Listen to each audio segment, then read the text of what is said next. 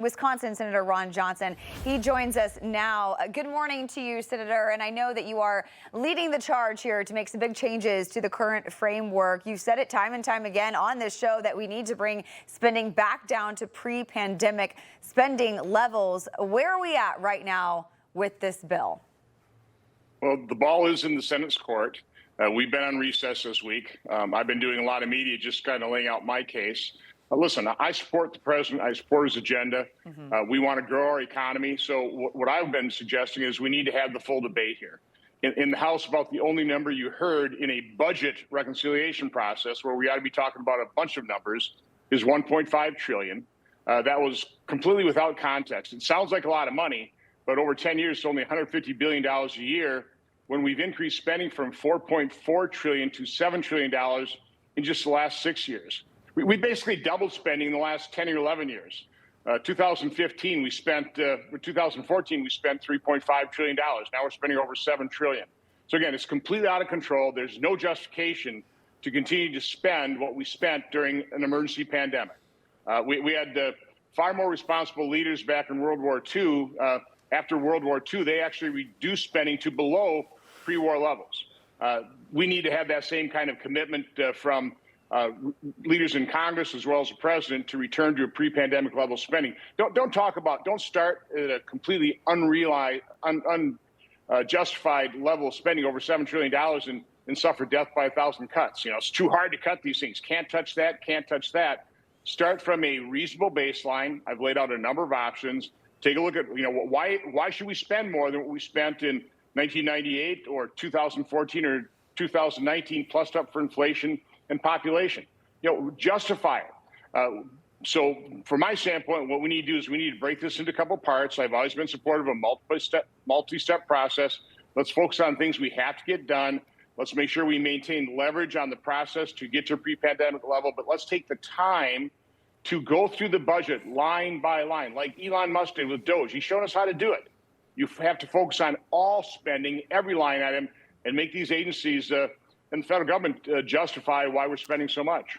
Yeah, Senator, obviously you mentioned Elon, and as according to a CBS interview that they just released a clip of, he's not really happy with where the bill is right now. In fact, he says he's disappointed with it. Take a listen.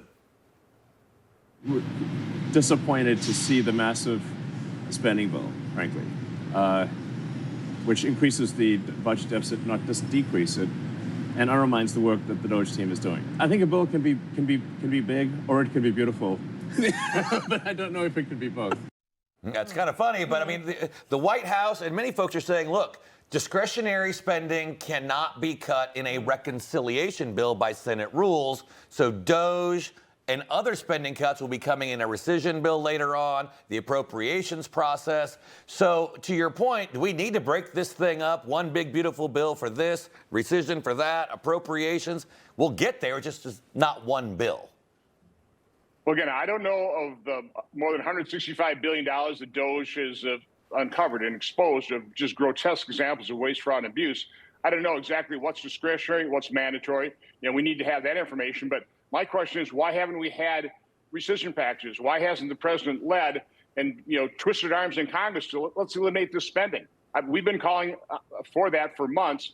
I agree with Elon Musk. I can understand why he's disappointed. He's done all this work, and we haven't codified any of the grotesque levels, examples of spending abuse that he and DOGE have exposed. So again, I agree with him. I completely understand his frustration.